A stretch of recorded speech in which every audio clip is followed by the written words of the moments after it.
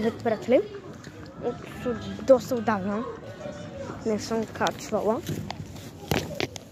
Но да, в градската съм тук на градчето и ще пробваме. Пробвахме дубайски шоколад. Още не съм качила видеото. Но да, с моята приятелка и вероятно и един мой друг приятел. Но сега ще пробваме. Дубайска паста за 1 лев от Космос. Имаме дъвка. Но да, после ще изплюя. И марката се казва Галена. Не знам, вече тук гръмна с това. Галена. Вечера.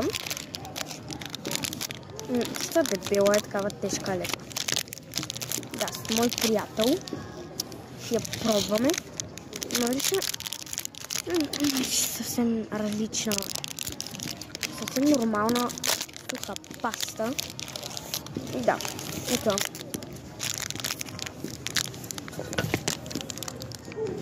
Как да ви я покажа? Втора част ще уча само да си изхвърля дъвката. Изхвърлих я. Първо да видим.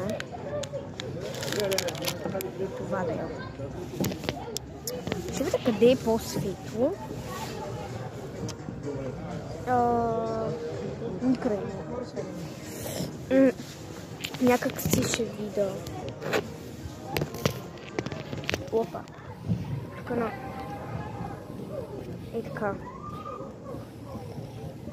3, 2, 1. О, вау. Аз за първи път виждам такова. Нали, вие първи виждате. Ще пробвам. Ме решим, че и сега не е съвсем нормално суха паста.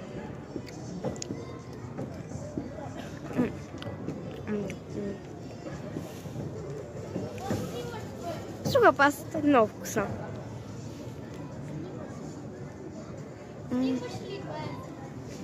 И хрупка. Просто малко спрях, защото приятелите ми нещо викат. Къде е малко се усеща такъв твърд.